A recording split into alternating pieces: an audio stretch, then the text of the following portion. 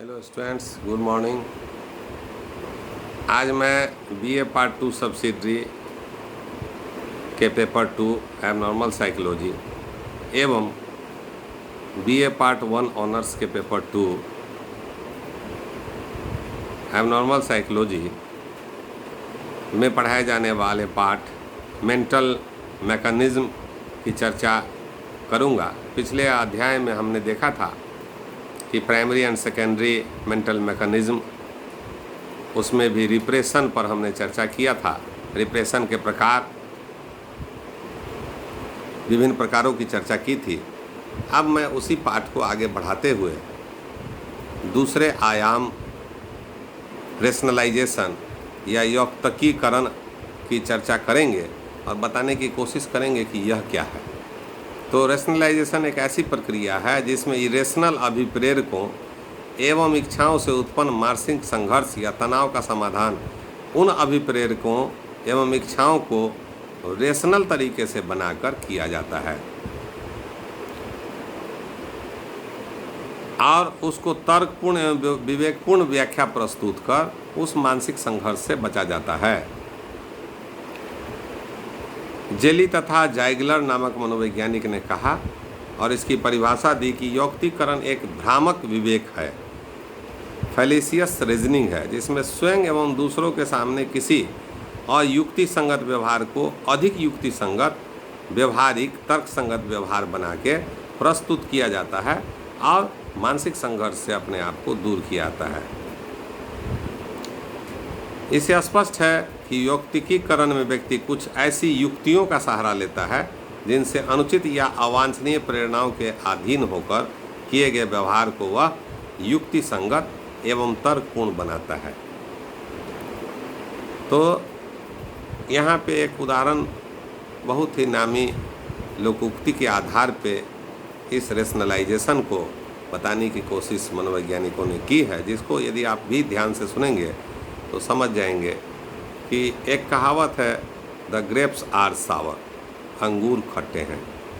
एक प्रसिद्ध मशहूर एसोप की पौराणिक कथा पर आधारित एक छोटी सी कहानी है, जिसमें एक लंगूर कोशिश कर रहा है कि ग्रेप्स, अंगूर के पौधों से मीठे मीठे अंगूर को खाए और अपनी इच्छा की तृप्ति करे, परंतु वह वहाँ तक पहुँचने में ही असमर्थ है। वह वहाँ तक पहुँच के उसको लोमड़ी जो है अंगूर की टहनी तक पहुँच के उसको तोड़ के खाने तक ही असमर्थ है। तो वह क्या कहता है, जिस तरह से लोमड़ी कहता है एक उदाहरण के रूप में कि छोड़ो हटाओ, ये अंगूर ही खट्टा है, तो इसको प्रयत्न करने से क्या फ़ायदा।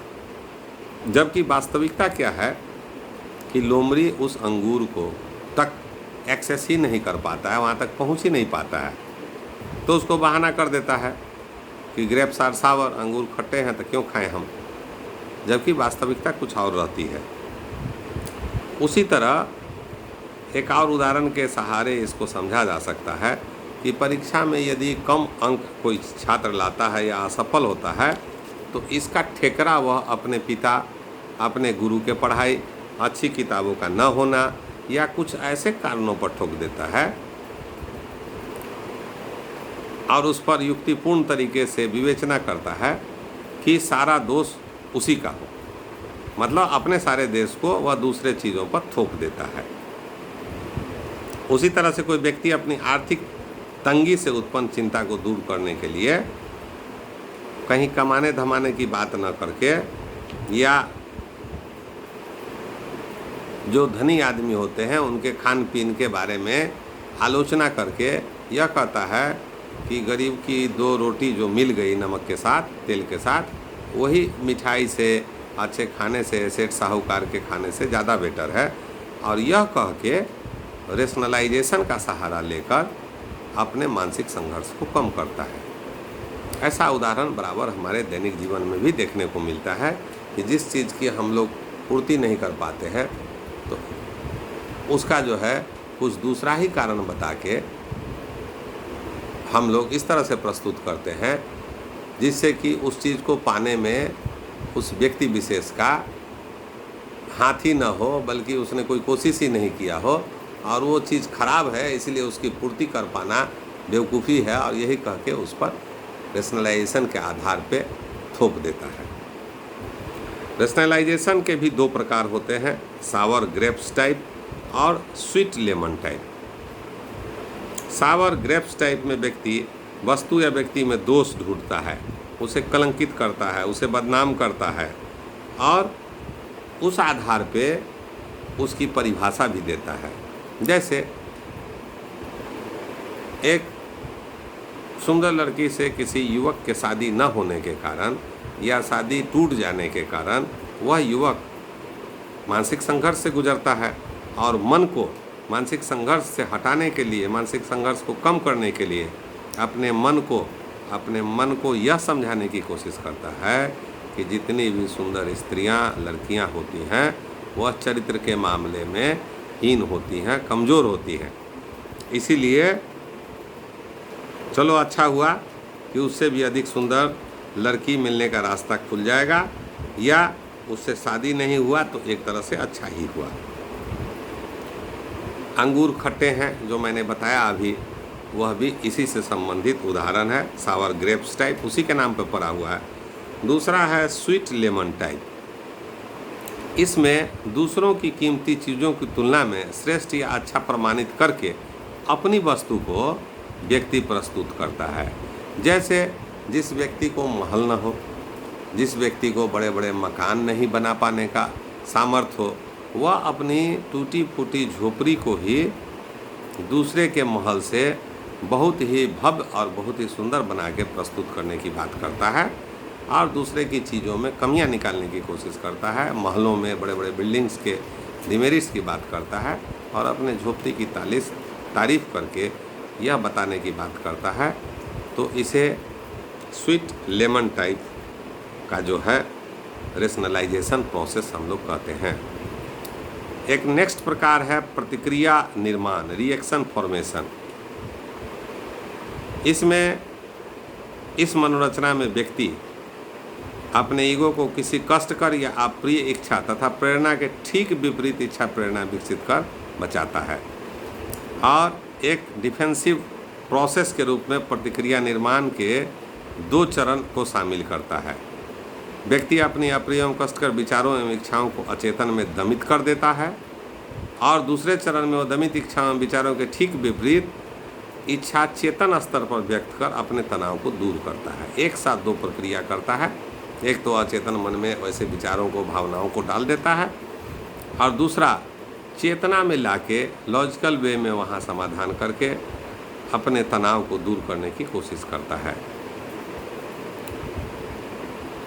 इसमें ऐसा देखा जाता है कि ठीक विपरीत तरीके का उपयोग वह करता है। जैसे प्रेम में असफल होने पर अपने प्रेमिका या प्रेमी से घृणा करना, भ्रष्ट नेता द्वारा ईमानदारी का भाषण का पढ़ा जाना, उसी तरह तरह तरह से चरित्रहीन व्यक्ति द्वारा चरित्र संबंधी बातों पर तरह तरह से मुंह बनाना।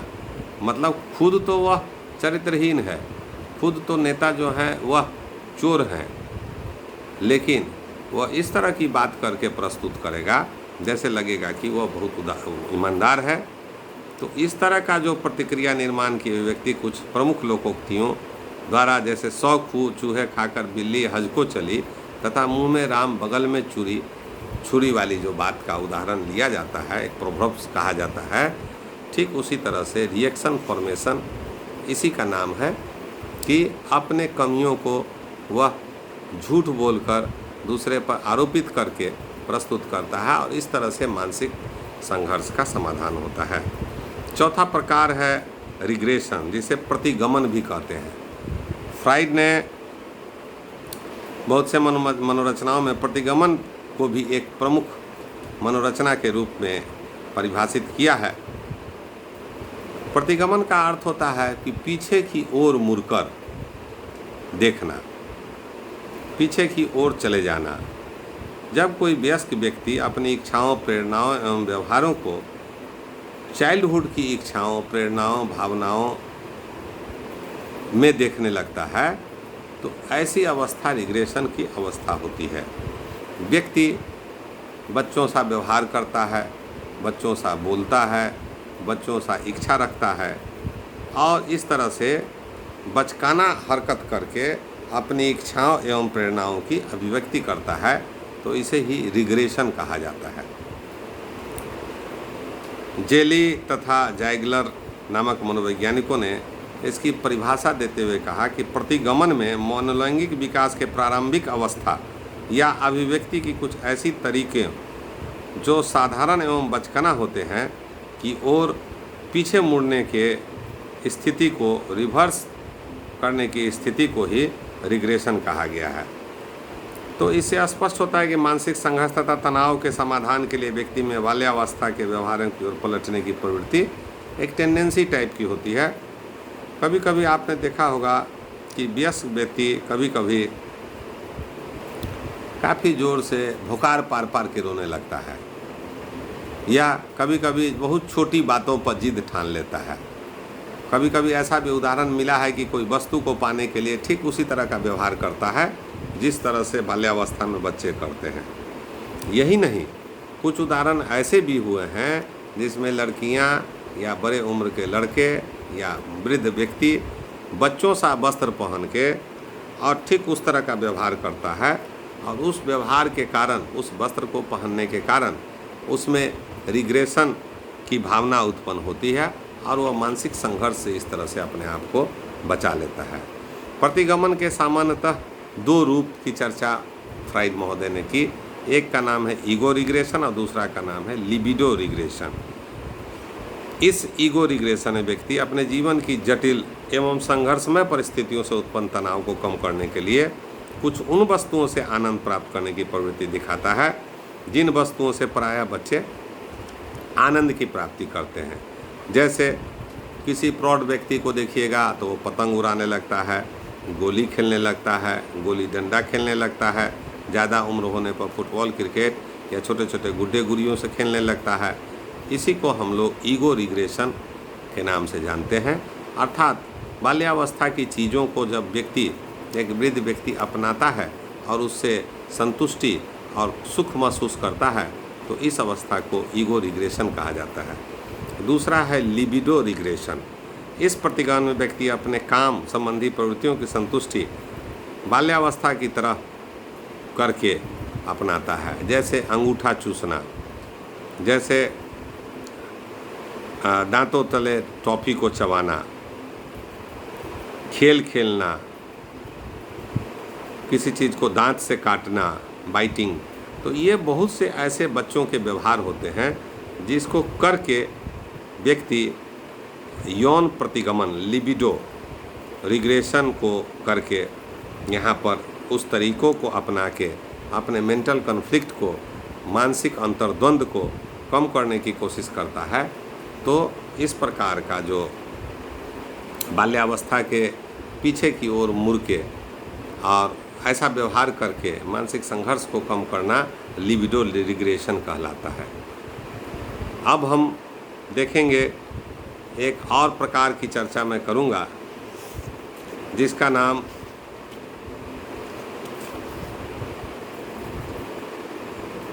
यहाँ पर यह भी जान लेना ज़रूरी है कि प्रतिगमन जिसको रिग्रेशन करते हैं, क्लिनिकल साइकोलॉजिस्ट ने एक बहुत ही प्रमुख मनोरचना के रूप में लिया और असामान्य मनोविज्ञान में रिग्रेशन साइकोलॉजी का या रिग्रेशन की टेक्निक का बहुत ही ज़्यादा महत्वपूर्ण स्थान रहा है। विभिन्न प्रकार के मनोचिकित्सकों ने साइकोसिस, जिसे मनोविकृति कहते हैं, तथा सिजोफ्रेनिया, मनोविदिलता, जो दो गंभीर मानसिक रोग हैं, असामान्य मनोविज्ञान के अंतर्गत साइकोसिस और सिजोफ्रेनिया को बहुत ही गंभीर मानसिक रोग के रूप में जाना जाता है, और इस दोनों के इलाज के लिए मनोवैज्ञानिक रिग्रेशन पद्धति का ही उपयोग करते हैं, और रिग्रेशन पद्धति के आधार पे व्यक्ति के द्वंद्व को ठीक करके, मानसिक द्वंद्व को, मेंटल कॉन्फ्लिक्ट को ठीक करके उसे सामान्य की श्रेणी में लाने की कोशिश करते हैं। इसीलिए रिग्रेशन का महत्वपूर्ण स्थान क्लिनिकल साइकोलॉजिस्ट या क्लिनिकल साइकोलॉजी में बहुत ही ज़्यादा माना जाता है। तो अभी जितने भी बातें पढ़ाई गई उसके बारे में मैं बता दूं कि जो मानसिक संघर्ष में प्राथमिक मानसिक मनोरचनाएं की बात होती है और गौण मानसिक रचनाएं की बात होती है, उसमें प्राथमिक मानसिक रचना में हमने देखा था कि रिप्रेशन या दमन की बात हुई थी, दमन के प्रकार की बात हुई थी। उसके बाद हमने रेशनलाइजेशन, रिएक्शन फॉर्मेशन और अभी उसके विभिन्न प्रकारों की चर्चा हमने पढ़ी। अब नेक्स्ट क्लास में हम लोग सबलिमेशन, जिसे उदात्तीकरण और कन्वर्सन है, उसकी चर्चा करेंगे। इस तरह से प्राथमिक जितने मेंटल कॉन्फ्लिक्ट है वह हमारा पूरा हो जाएगा और बाद में फिर हम लोग सेकेंडरी मेंटल मैकेनिज्म की चर्चा करेंगे। तो आप लोग इसको एक बार पढ़िए, ध्यान से पढ़िए, और कोई भी प्रश्न आपके मन में हो तो हमसे ज़रूर क्वेरी करने की कोशिश कीजिएगा, जिससे कि ज्ञान का प्रवाह बहता रहे। कुछ आप सीखें, कुछ मैं सिखाऊं, ये प्रक्रिया अनवरत चलती रहे। बहुत बहुत धन्यवाद।